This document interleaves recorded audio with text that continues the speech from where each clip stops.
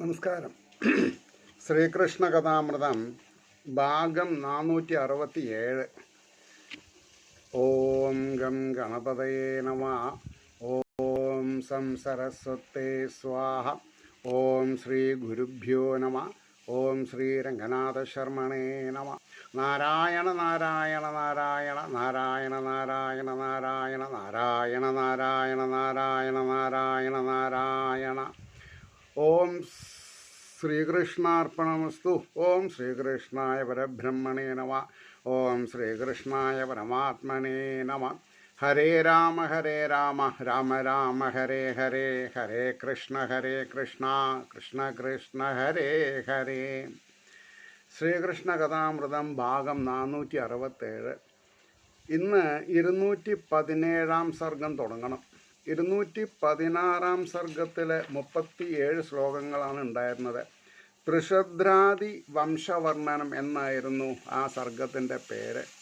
അതിൽ 37-ാമത്തെ ശ്ലോകം തൻ പുത്രനാം സുമതിതൻ മകനെത്രയും നൽപേരേന്തിടും സുചരിതൻ ജനമേജയാക്യൻ വൈശാല ഭൂപതികളാം ഇവർ മണ്ണിലെല്ലാ പേരും പുകഴ്ന്ന് തൃണബിന്ദു യശോധരന്മാർ എന്ന് പറഞ്ഞിട്ടാണ് നിർത്തിയത്. അപ്പോൾ ഈ 217 സുകന്യയും രേവതിയും 2 കഥാപാത്രങ്ങളാണ്. അവരെ പറ്റിയിട്ടാണ് ഈ സർഗം പറയാൻ പോണത്. അപ്പോൾ പറയണു, ശര്യാദി മനുവിൻ പുത്രൻ എത്രയും വേദപാരകൻ. വേദമാകുന്ന പൂക്കളിൽ പരാഗം നടത്തിയവൻ എന്ന് പറഞ്ഞാൽ ഓരോ വാക്കിലും വേദത്തിലുള്ള ഓരോ വാക്കിലും ഉള്ള ശ്രദ്ധേയമായ കാര്യങ്ങൾ പഠിച്ച ആളെന്നർത്ഥം. വേദപാരകൻ അങ്കിരസിൻ്റെ സത്രത്തിൽ 2-ാം നാൾ വേണ്ടത് ഓതിയോൻ.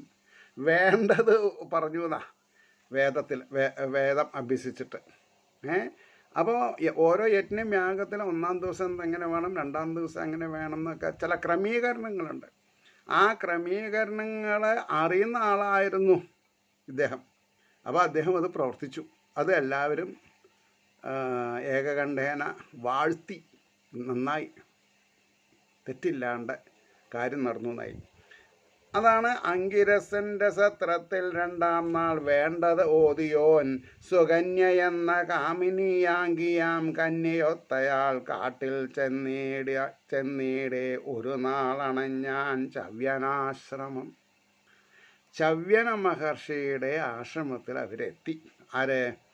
ഈ വേദപാരകനായിട്ടുള്ള പയ്യൻ സുകന്യ എന്ന കമനീയാങ്കിയാം കന്യയത്താൽ കാട്ടിൽ ചെന്നീടെ ഒരു നാളണഞ്ഞാൻ ചവ്യനാശ്രമം. സഖിമാരൊത്തു വൃക്ഷങ്ങൾ നോക്കിക്കൊണ്ടവൾ ചുറ്റവേ പുറ്റിനകം 2 മിന്നാം മിനുങ്ങിൻ പ്രഭ പോലവേ. ഈ കഥ തന്നെ ഭാഗവതത്തിൽ വേറൊരു ട്വിസ്റ്റായിട്ടാണ് പറഞ്ഞത്. അത് നമ്മൾ ശ്രദ്ധിക്കണ്ട. നമുക്ക് ഉദ്ദേശം എന്താ? മൂക്ക് ഇങ്ങനെ പിടിച്ചോ വളഞ്ഞു പിടിച്ചോ എന്നല്ല, മൂക്ക് പിടിച്ചോ ഇല്ലേ എന്നുള്ളതാണ്. ഉദ്ദേശശുദ്ധി നോക്കിയാൽ മതി. അതുകൊണ്ടാണ് പറഞ്ഞത്. അപ്പോൾ അദ്ദേഹം സഖിമാരത്തു വൃക്ഷങ്ങൾ നോക്കിക്കൊണ്ടവൾ ചുറ്റവേ പുറ്റിന് അകം 2 മിന്നാമിനുങ്ങിൻ പ്രഭ പോലവേ. കണ്ടാൽ പാവം മുള്ളെടുത്തു കുത്തിനാളോർത്തിയിടാതവൾ. അവിടെ ഒരു ഗുണപാടുണ്ട്. നമ്മളൊരു കാര്യം ചെയ്യുമ്പോൾ അതിൻ്റെ വരുംവരായികൾ എന്താണെന്ന് നോക്കണം. അതാണ് കുത്തിനാൽ ഓർത്തിയിടാതവൾ. ശരിക്കും എല്ലാ കാര്യവും ഓർക്കണം. ഒഴുകി ചോര വല്ലാതെ എന്തോ ദേവേഷ്ട തന്നെയാം. ധാരാളം ചോര വന്നു. അത് ഒരു കഥയിലേക്കുള്ള എൻട്രിയാണ്. അതാണ് ഒഴുകി ചോരവല്ലാതെ എന്തോ ദൈവേഷ്ട തന്നെയാം. എന്നാൽ ആ ദിവസം മൂത്രനിരോധം കണ്ടവർക്കും ഒരുപോലവേ. ഈ എന്താണ് പറയുക, ആരൊക്കെയാണ് ഈ ചവ്യനാശ്രമത്തിലേക്ക് എത്തിയത് ഇനി അങ്ങനെ പറയാം.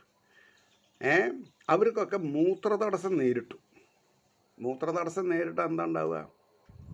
മൂത്രം ഒഴിഞ്ഞു പോയിട്ടില്ലെങ്കിൽ വയറ് വീർക്കും, പിന്നെ ബ്ലാഡർ പൊട്ടും, അങ്ങനെയൊക്കെ പല പ്രശ്നങ്ങളുമുണ്ട്. കുംഭോദരൻ കുംഭം ഉദരം കുംഭം പോലെയാവും. പല പ്രശ്നങ്ങളുമാണ്. അതുകൊണ്ടാണ് പറഞ്ഞത്, അന്നാൾ മൂത്രനിരോധം കണ്ടേവർക്കും ഒരുപോലെ അത്ഭുതപ്പെട്ടു ചോദിച്ചാനേവരോടും നൃപാലകൻ. രാജാവ് ആരെങ്കിലും എന്തെങ്കിലും തെറ്റ് ചെയ്തിട്ടുണ്ടോ? ഇവിടെ ഒരു പ്രകൃതിക്ക് വിരുദ്ധമായിട്ടൊരു കാര്യം സംഭവിച്ചിട്ടുണ്ട്, ഇല്ലെങ്കിൽ ഇങ്ങനെ വരാൻ പാടില്ല എന്നായി. തെറ്റു ചെയ്തോ നിങ്ങളാരും ആശ്രമത്തിങ്കൽ വല്ലതും, അതായത് ക്ഷേത്രത്തിലേക്ക് പ്രവേശിക്കുക, ആശ്രമത്തിലേക്ക് പ്രവേശിക്കുക, ഏതെങ്കിലും ഗവൺമെൻറ് ഓഫീസുകൾ, കോടതിയിലേക്ക് പ്രവേശിക്കുക. കോടതിയിലൊക്കെ പ്രവേശിക്കുമ്പോൾ ഫോൺ ഓഫ് ചെയ്യണം, ഇല്ലെങ്കിൽ പിടിവീഴും. അങ്ങനെ പല പല നിബന്ധനകളുണ്ട്. Silence please. അത് ഈ ഡ്രൈവ് ചെയ്യുമ്പോൾ, ആസ്പത്രികൾ വരുമ്പോൾ ഹോൺ ശബ്ദിക്കാൻ പാടില്ല. അതിനനുസരിച്ച് സ്പീഡ് കുറച്ച് മെല്ലെ പോകണം. അപ്പോൾ ഇതൊന്നും അറിഞ്ഞിട്ടില്ലെങ്കിൽ നമ്മൾക്ക് പല പ്രശ്നങ്ങളും വരും. തെറ്റു ചെയ്തോ നിങ്ങളാരും ആശ്രമത്തിങ്കൽ വല്ലതും ദ്രോഹം മഹർഷിക്കുളവായിട്ടുണ്ടെന്ന് ഓർത്തിയിടുന്നു ഞാൻ.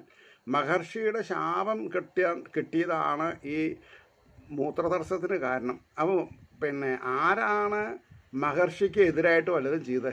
അവർ പറയൂ, വേഗം നമുക്ക് പരിഹാരം ഉണ്ടാക്കാം. സുകന്യയോതിനാൽ പേടിച്ച് അച്ഛാ ഞാൻ ചെയ്തു പോയതാം. സുകന്യ പെട്ടെന്ന് തൻ്റെ തെറ്റ് പറഞ്ഞു, സമ്മതിച്ചു, എനിക്കിങ്ങനെ ഒരു അബദ്ധം പറ്റി. ഒളിഞ്ഞു കണ്ടു രണ്ടെണ്ണം മുള്ളുകൊണ്ടവ കുത്തിനേൻ.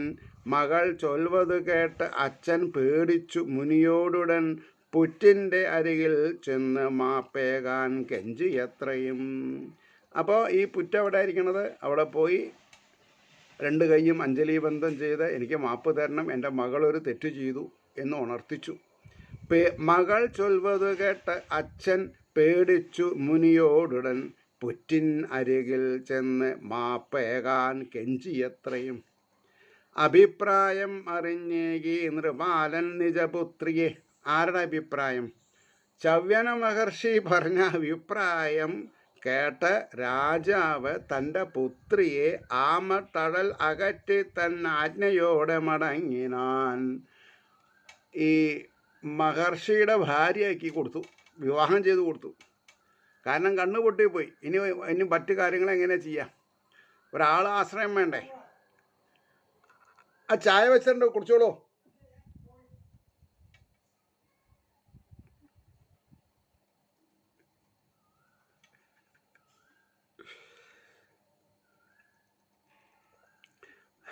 സോറി. ആ പറയൂ. ആയിക്കോട്ടെ, ശരി ശരി ശരി ശരി. ആ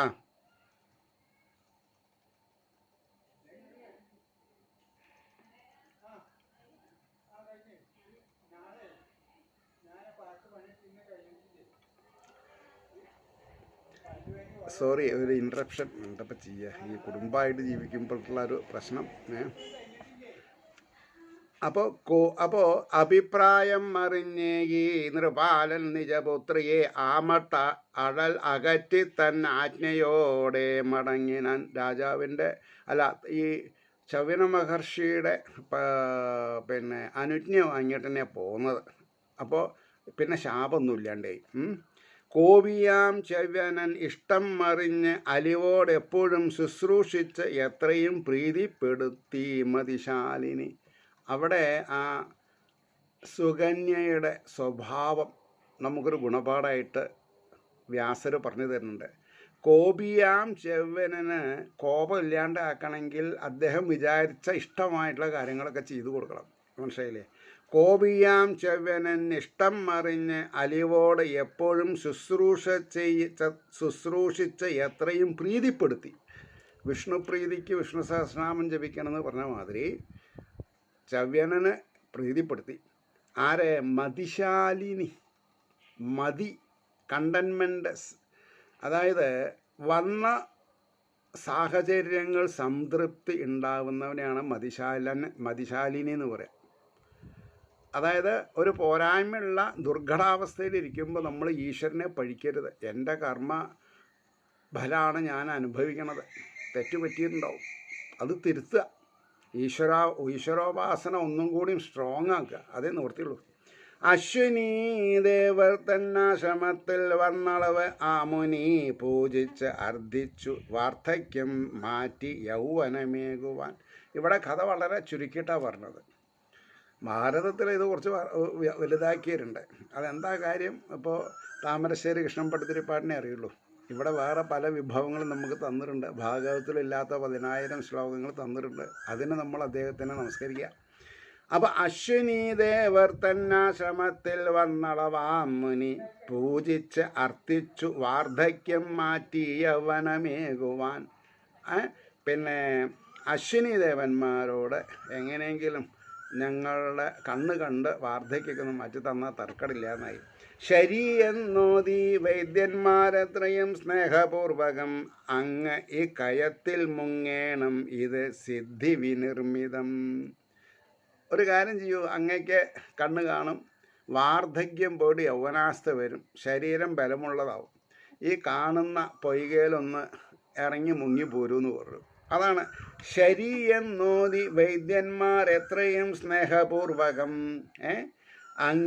അങ്ങ് ഈ കയത്തിൽ മുങ്ങേണം ഇത് സിദ്ധി വിനിർമ്മിതം. സിദ്ധന്മാർ നിർമ്മിച്ചിട്ടുള്ളതാണ്. ഭാരതത്തിലെ പല സ്ഥലങ്ങളും സിദ്ധന്മാർ. അതുകൊണ്ടാണ് ചില പ്രത്യേക സ്ഥലങ്ങളിൽ പോയാൽ ഒരു പോസിറ്റീവ് വൈബ്രേഷൻ ഉണ്ടാവും. ചിലവർക്ക് അസുഖങ്ങൾ മാറും, ചിലവർക്ക് അസുഖങ്ങൾ വരും, അങ്ങനെയൊക്കെയാണ്. അപ്പം ഇവിടെ പറയണു, എല്ലും തൊലിയുമായി തീർന്ന വൃദ്ധനോടോതി ഇങ്ങനെ കൈപിടിച്ചതിൽ മുങ്ങിച്ചാർ അശ്വിനി ദേവർ മെല്ലവേ. അപ്പോൾ ഇദ്ദേഹത്തിന് സ്വയം അതിൽ ഇറങ്ങി മുങ്ങാനുള്ള എന്താ പറയുക, ശാരീരിക സൗഖ്യമില്ല. അപ്പോൾ ഈ അശ്വിനി ദേവന്മാരെന്നെ ഇദ്ദേഹത്തിൻ്റെ കൈ പിടിച്ച് ആ പൊയ്കയിലേക്ക് ഇറങ്ങി മുങ്ങിപ്പിച്ച് ഉയർത്തി കൊണ്ടുവന്നു. മൂന്നാളും മുങ്ങിനാരൊപ്പം. ആരാ മൂന്നാൾ? ശൗനമഹർഷിയും പിന്നെ സുകന്യയും പിന്നെ ഇവരിൽ ഒരാളും. മൂന്നാളും മുങ്ങിനാരൊപ്പം നീരുമ്പോഴേക്കൊരേ വിധം. അശ്വിനി ദേവന്മാർ രണ്ടാളും അങ്ങനെ പറയാം, ഈ ശൗനമഹർഷിയും. അപ്പോൾ എല്ലാവരും ഒരേപോലെയായി. എങ്ങനെ? നീരുമ്പോഴേക്കും ഒരേ വിധം, വയസ്സും പ്രായവും സൗന്ദര്യവും മൂന്നാൾക്കും അത്ഭുതം. അപ്പം സുകന്യകയ്ക്ക് ചുരുക്കത്തിൽ ആരാണ് തൻ്റെ ഭർത്താവ് എന്ന് കണ്ടുപിടിക്കാൻ സാധിച്ചില്ല. അതാണ് പറഞ്ഞുകൊണ്ട് വരുന്നത്. മണികുണ്ഡലവും പട്ടുടുപ്പും താമരമാലയും ഒരേ മാതിരിയാം സൂര്യതേജസ്സാർന്നിടുവോറുകളിൽ. സൂര്യൻ ഉദിച്ചു വരുന്ന സൂര്യൻ്റെ തേജസ് പോലെ മൂന്നാളും മഞ്ഞപ്പട്ടുടുത്ത് പീതാംബരം ഒക്കെ ഉണ്ട്, പിന്നെ താമരമാലയുണ്ട്. എല്ലാം ദേവലോകത്തെ ദേവന്മാരെ പോലെ. മണികുണ്ഡലവും പിന്നെ കുണ്ടലാദികൾ, പട്ടുടുപ്പും താമരമാലയും ഒരേ മാതിരിയാം സൂര്യതേജസ്സാർന്നിടുപോറുകളിൽ തൻ കാന്തനെ കണ്ടറിയാൻ പ്രാർത്ഥിച്ചിടും സുകന്യയിൽ മനസ്സലിഞ്ഞ് തൻ പാതിവ്രത്യം കണ്ടിടും അശ്വിനി ദേവന്മാർ സന്തോഷിച്ചു. എനിക്ക് എൻ്റെ ഭർത്താവിനെ കാട്ടിത്തരണേ എന്ന് പ്രാർത്ഥിച്ചു. അല്ലാതെ സൗന്ദര്യമുള്ള അതിൽ കൂടുതൽ സൗന്ദര്യമുള്ള ആൾ അങ്ങനെ ഉണ്ടോ? പറയാൻ വയ്യ. എനിക്ക് സൗന്ദര്യമല്ല വേണ്ടത്, എനിക്ക് എൻ്റെ ശൗനമഹർഷി മതി, എൻ്റെ പതി മതി എനിക്ക്. അങ്ങനെ പറയാൻ സാധിക്കണം. എന്താ അങ്ങനെ പറയാൻ സാധിക്കണം എന്ന് പറയാൻ കാരണം, മനസ്സിനാണ് സൗന്ദര്യം വേണ്ടത്. റിയൽ ലൈഫ് സ്നേഹം ആവതില്ലാതപ്പോഴാണ് തുടങ്ങേണ്ടത്. ആ സ്നേഹം നിലനിൽക്കുള്ളൂ. അതായത് ആധ്യാത്മികമായിട്ടുള്ള ഇഷ്ടം ആണ് നിലനിൽക്കുള്ളൂ.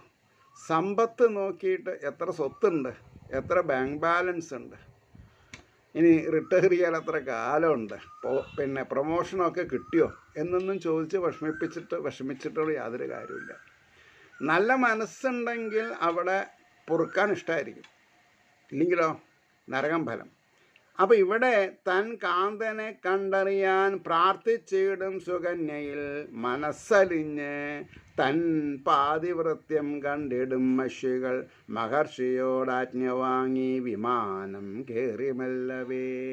അതാ അങ്ങ് ആഗ്രഹിച്ച പോലെ അങ്ങക്ക് സൗന്ദര്യമൊക്കെ തന്നു. അങ്ങയുടെ പാതി ഇതാ അങ്ങനെ അങ്ങയോട് അനുരക്തനായിട്ട്. അതുകൊണ്ട് ഞങ്ങളെ ഇവിടുന്ന് പോകാൻ വിട നൽകാൻ സമ്മതിക്കണം. ഞങ്ങളുടെ വിമാനം വന്നിട്ടുണ്ട്, ഞങ്ങൾ ദേവലോകത്തേക്ക് പോകണമെന്നായി.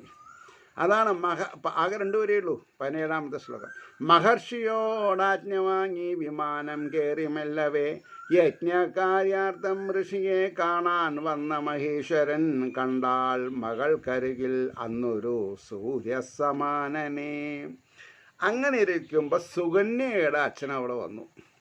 യജ്ഞകാര്യാർത്ഥം ഒരു യജ്ഞം ചെയ്യണം. അതിനു വേണ്ടിയിട്ട് ഋഷിയെ കാണാൻ വന്ന മഹേശ്വരൻ രാജാവ് കണ്ടാൻ മകൾക്കരികിൽ അന്ന് ഒരു സൂര്യസമാനനെ. പെട്ടെന്നെണീറ്റു വന്നിച്ചു മകൾ തൻ കോമളം മുഖം നോക്കാതെ അനുഗ്രഹിക്കാതെ കോപിച്ചോതിയുറക്കവേ. ഒരച്ഛനും അങ്ങനെ തെറ്റ് വരാൻ പാടില്ല. പക്ഷെ തെറ്റ് വന്നു. രാജാവാണ്. തൻ്റെ മകള് പെട്ടെന്നെണീറ്റു വന്നിച്ചു മകൾ തൻ കോമള മുഖം നോക്കാതെ. അച്ഛനെ കണ്ട സന്തോഷത്തിൽ സുകന്യ നീട്ടു ഓടി വരികയാണ് അടുത്തേക്ക് ആലിംഗനം ചെയ്യാൻ. പാപിഷ്ഠേ നിൽക്കവിടെ എന്ന് പറഞ്ഞു. കാരണം ഇദ്ദേഹത്തിൻ്റെ മനസ്സിൽ വൃദ്ധനായിട്ട് കണ്ണുപൊട്ടനായിട്ടുള്ള ഒരു ഋഷിയാണ് മരുമകൻ. ഇത് ഇവിടെ രണ്ടാമതൊരു സൂര്യനെ പോലെ പ്രഭ ചുരിഞ്ഞുകൊണ്ടിരിക്കുന്ന ഒരു അതികോമളൻ. ഇതെങ്ങനെ സംഭവിക്കാം. ഈശ്വരാധീനമുണ്ടെങ്കിൽ എന്ത് വേണമെങ്കിലും സംഭവിക്കാം. അതിന് നമ്മുടെ മനസ്സ് തയ്യാറെടുക്കണം. The worst or the highest സംഗതികൾ സംഭവിക്കും. നമുക്ക് വളരെ വേഴ്സ്റ്റായിട്ടുള്ള കാര്യങ്ങൾ സംഭവിക്കാം, വളരെ ശ്രേഷ്ഠമായിട്ടുള്ള കാര്യങ്ങൾ സംഭവിക്കാം. അത് രണ്ടും ഈശ്വരൻ്റെ കയ്യിലാണ്. എപ്പോഴാണ് നമ്മൾ വേണ്ട പോലെ ഉയരേണ്ടത്, എപ്പോഴാണ് താഴേണ്ടത്, ഇതൊക്കെ ഭഗവാൻ അറിയാം. അതുകൊണ്ടാണ് പറഞ്ഞത്, പെട്ടെന്നെണീറ്റു വന്നിച്ചു മകൾ തൻ കോമളം മുഖം നോക്കാതെ അനുഗ്രഹിക്കാതെ കോപിച്ചോതിയുറക്കവേ. പാപിഷ്ഠേ ചെയ്തതെന്താം നീ, എന്താടി നീ ചെയ്തത്? വന്യനായ മഹർഷിയെ വൃദ്ധനെന്നോർത്തു വിട്ട് ഏതോ യുവാവാം പടുത്തെണ്ടിയെ. അങ്ങനെയാണല്ലോ, ഒരു വിവാഹം കഴിച്ച സ്ത്രീയുടെ ഭർത്താവ് സൗന്ദര്യമില്ലാത്തവനാണെന്ന് പറഞ്ഞിട്ട് സൗന്ദര്യമുള്ളവൻ അയാളെ ഒഴിവാക്കാൻ പറഞ്ഞിട്ട് അയാളുടെ സ്ഥലത്ത് കയറിയിരുന്നാൽ അയാൾ ആരായിരിക്കും? തെണ്ടി എന്നാണ് വിളിക്കുക. ഇത് മനസ്സിലാക്കിയിട്ടുണ്ടെങ്കിൽ നമ്മുടെ സമൂഹത്തിൽ ആരെങ്കിലും സ്ത്രീകൾ തെറ്റ് ചെയ്യുമോ, പുരുഷന്മാർ തെറ്റ് ചെയ്യുമോ? ഈ ഒരു മഹത്തായിട്ടുള്ള ഉപദേശം 8, 10, 12 വയസ്സിൽ അല്ലെങ്കിൽ 6, 8, 10 വയസ്സിൽ നമ്മൾ പഠിച്ചിട്ടുണ്ടെങ്കിൽ നമ്മൾ തെറ്റ് ചെയ്യില്ല. ഇന്നിപ്പോൾ പലരും ഇല്ലേ, ഇന്ന് ഞാൻ വാട്സപ്പിൽ 1 പ്രാവശ്യം 2 പ്രാവശ്യം വന്നതാണ്, അത് പിന്നെയും വരുന്നു. ഒരു മകൻ വളരെ ബുദ്ധിമുട്ടി കുറേ കാശൊക്കെ സമ്പാദിച്ചു, കല്യാണം കഴിച്ചു, ഭാര്യയുടെ ഇഷ്ടം നോക്കാൻ വേണ്ടി കൊല്ലത്തിൽ 3 പ്രാവശ്യം വലിയ ജൗളി കടയിൽ പോവും. അപ്പോൾ 2 കുട്ടികളുണ്ട്. അപ്പോൾ അച്ഛനെ വീട്ടിലിരുത്തി ഭാര്യയും ഭർത്താവും 2 കുട്ടികളും. അപ്പോൾ ഈ കുട്ടികൾ അവിടെ പോയി വഴക്കടിച്ചാൽ എന്താ ചെയ്യുക എന്ന് പറഞ്ഞ് അമ്മേനെ കൊണ്ടുപോയിന്നാ. അപ്പോൾ 1.5 മണിക്കൂർ അവിടെ ചിലവഴിച്ച് സാധനങ്ങളൊക്കെ വാങ്ങി 10-16,000 റുപ്യക്ക്. അപ്പോൾ കഥയാണല്ലോ. അത് കാഷ്യർ ഇയാളുടെ ചങ്ങാതിയാണ്. അയാൾ കുറച്ചൊരു ഓർത്തഡോക്സ് വേ ഓഫ് ലൈഫ് സ്വീകരിച്ചിട്ടുള്ള ആളാണ്. ഇയാളാണെങ്കിൽ ലൗകികതയുടെ പിന്നാലെ ഓടുന്ന ആളാണ്. ആ ബില്ല് നഖശികാന്ന് നോക്കിയപ്പോൾ അമ്മയ്ക്കൊന്നും വാങ്ങിയിട്ടില്ല. മകന് വാങ്ങിയിട്ടുണ്ട്, മരുമകൾക്ക് വാങ്ങിയിട്ടുണ്ട്, പേരക്കുട്ടികൾക്ക് വാങ്ങിയിട്ടുണ്ട്. അപ്പോൾ അവൻ ചോദിക്കുകയാണ്, എന്താ നീ അമ്മയ്ക്കൊന്നും വാങ്ങാത്തത്? അപ്പോൾ പറഞ്ഞു, ഇപ്പോൾ വിഷു കഴിഞ്ഞല്ലേ ഉള്ളൂ, അമ്മയ്ക്ക് അപ്പം ഞാൻ വാങ്ങിയിട്ടുണ്ട്. അപ്പം നീ വിഷുവിന് നടക്കും ഭാര്യയ്ക്കും കുട്ടികൾക്കും വാങ്ങിയിട്ടുണ്ടല്ലോ. അതിന് ധ്വനി അച്ഛനമ്മമാരെ പ്രായമാകുമ്പോൾ കുട്ടികളെ നോക്കാനുള്ള സർവൻ്റായിട്ട് കാണരുത്. അവരെ അച്ഛനായിട്ടും അമ്മയായിട്ടും തന്നെ കണ്ട് എന്തു കൊടുത്താലും മതിയാവില്ല.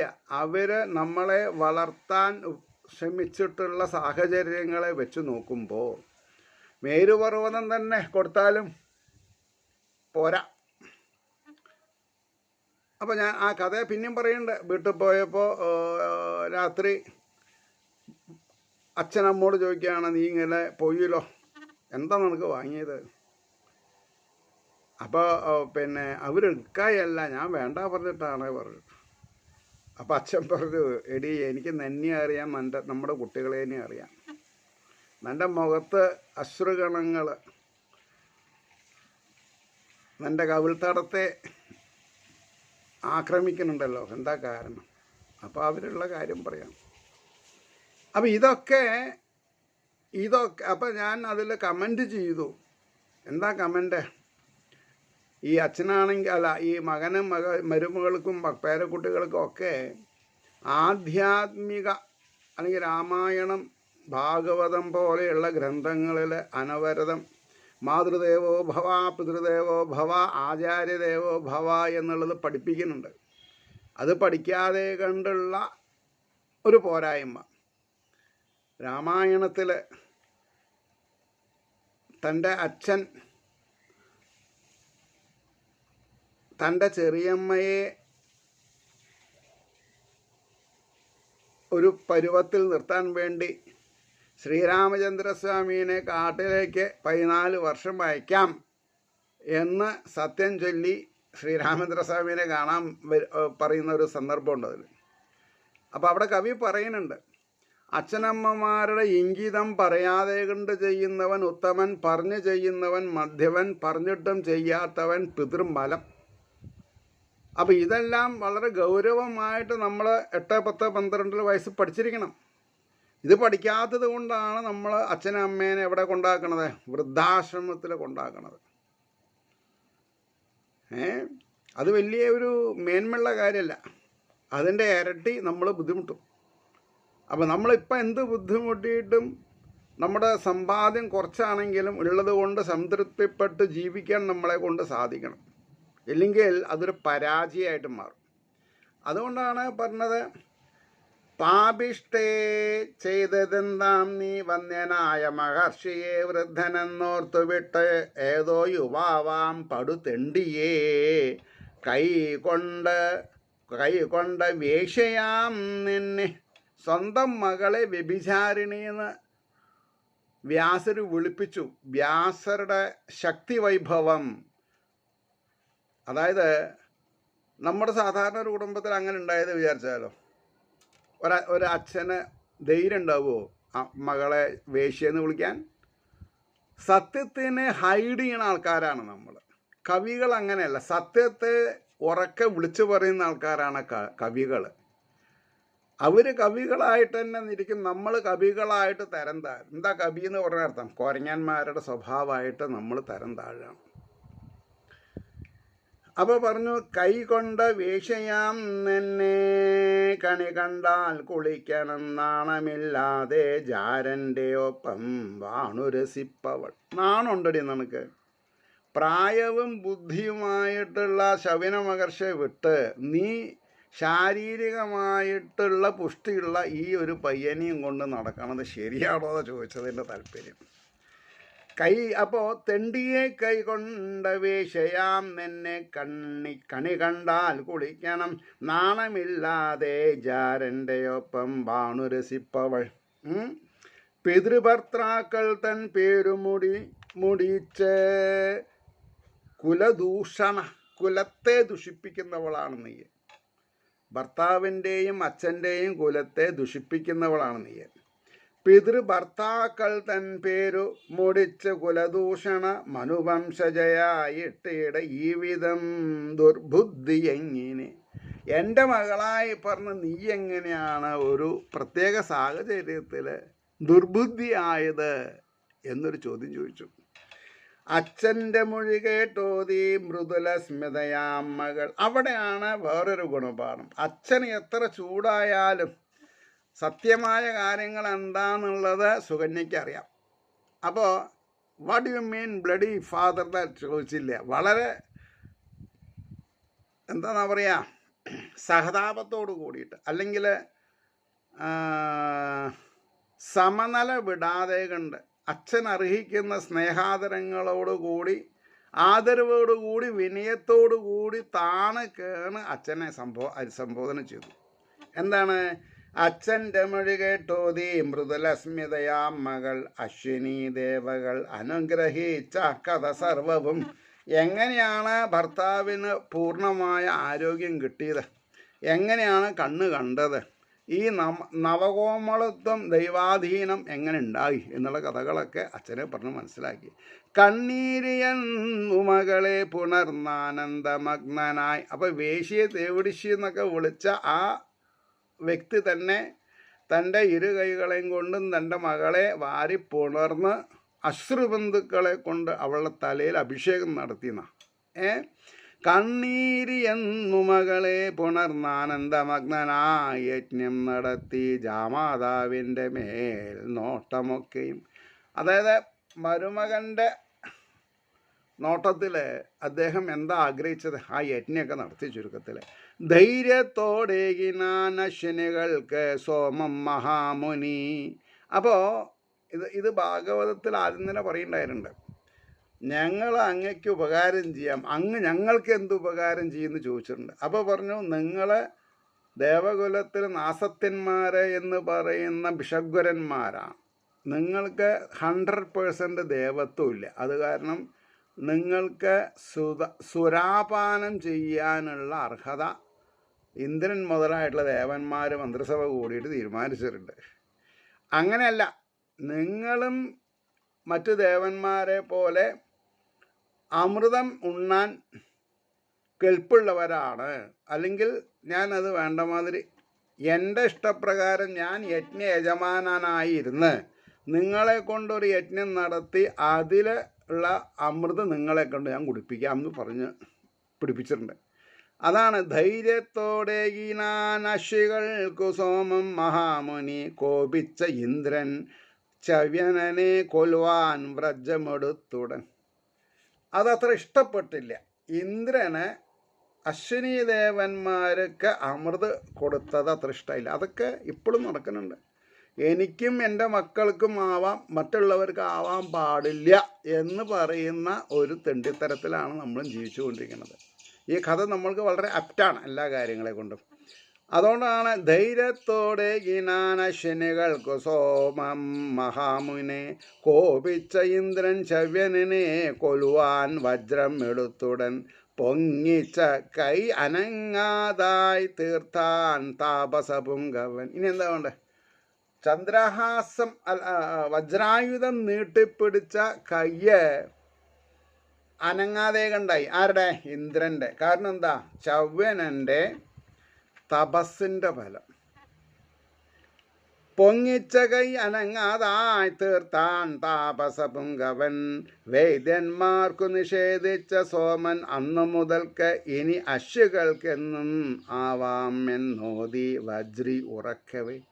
അപ്പോൾ വജ്രം കൈ പിടിച്ച ആള് വജ്രി ഉറക്കെ നിലവിളിച്ചു, ഇതുവരെ നമ്മൾ ചെയ്തു വന്നത് തെറ്റാണ്, അതുകൊണ്ട് ഇനി മുതൽ എവിടെയൊക്കെ യജ്ഞങ്ങളും യാഗങ്ങളും നടക്കണോ അവിടെയൊക്കെ ഈ നാസത്യന്മാർക്ക് ദേവ ഭിഷഗ്വരന്മാർക്ക് സുരാപാനം ചെയ്യാം, സുധാപാനം ചെയ്യാം എന്ന് ഒരു ഗവൺമെൻറ് ഓർഡർ ഇഷ്യൂ ചെയ്തു. ഒരാൾ സെക്കൻഡ് ചെയ്തു, അവരത് ഉറക്കെ പറഞ്ഞു. വൈദ്യന്മാർക്കു നിഷേധിച്ച സോമം അന്നു മുതൽക്കിനി അശ്വികൾക്കെന്നും ആവാം എന്നോതി വജ്രി ഉറക്കവേ. അവിടെ നിർത്താം. കാരണം എന്താ വെച്ചിട്ടുണ്ടോ, ഇനി 27ാമത്തെ ശ്ലോകമായിട്ടേ ഉള്ളൂ. ഇനി 28 മുതൽക്ക് 37 വരെ 10 ശ്ലോകം ഉണ്ട്. അങ്ങനെ കടിച്ച് പിടിച്ച് പോണ്ട. ഞാനും കുറച്ചൊരു സുസ്ഥിയുള്ള ദിവസമാണ്, മനസ്സിലായില്ല. ഉച്ചയ്ക്ക് ഉറക്കമുണ്ടായില്ല. അപ്പോൾ സാരമില്ല, കാര്യങ്ങൾ ഭംഗിയായിട്ട് നടക്കട്ടെ. സംഗതി വളരെ പ്രചാരം ഉള്ള കഥയാണോ അത്? അതെ. എന്താ അങ്ങനെ പറയാൻ കാരണം? കഥയിൽ താല്പര്യം, കഥാതന്തുക്കളിൽ ശ്രദ്ധയുള്ളവർക്ക് ഇത് പ്രധാനമായിട്ടുള്ളതാണ്. പക്ഷെ സപ്താഹത്തിലൊക്കെ ഇതൊക്കെ ഇങ്ങനെ ടച്ച് ചെയ്തു ചോദിച്ചാൽ എനിക്കറിയില്ല. അപ്പോൾ എന്തായാലും ഈ ഭാഗവത ദാസൻ എന്ന യൂട്യൂബ് കേൾക്കുന്നവർ ഒന്ന് ഹൈ പറഞ്ഞാൽ തർക്കമില്ല. ഒരു 10-25 ആൾക്കാർ പുതിയ മെമ്പേഴ്സ് ആയിട്ടുണ്ട്. എനിക്ക് അവരുടെ പേരറിയില്ല. ഞാൻ പിന്നെ ഈ യൂട്യൂബ് ജിമെയിലിൽ നിന്ന് ഞാൻ നോക്കാറും പതിവില്ല, എനിക്ക് അതിനുള്ള സമയവുമില്ല. പക്ഷേ നിങ്ങൾ കമൻറ്റ് ചെയ്യണ കൂട്ടത്തിൽ ഹായ് ഞാൻ സോയൻസോ ഫ്രം സോയൻസോ എന്ന് എഴുതിയാൽ വളരെ അനുഗ്രഹം, അല്ല പിന്നെ എനിക്ക് താല്പര്യം, അത്രയേ ഉള്ളൂ. ഏവർക്കും ശ്രീഹരിയുടെ അനുഗ്രഹാശിസ്സുകൾ നിർലോഭമുണ്ടാവട്ടെ എന്ന് പ്രാർത്ഥിച്ചുകൊണ്ട് വാക്കുകൾ ചുരുക്കുന്നു. നമസ്കാരം. നാളെ കാണാം.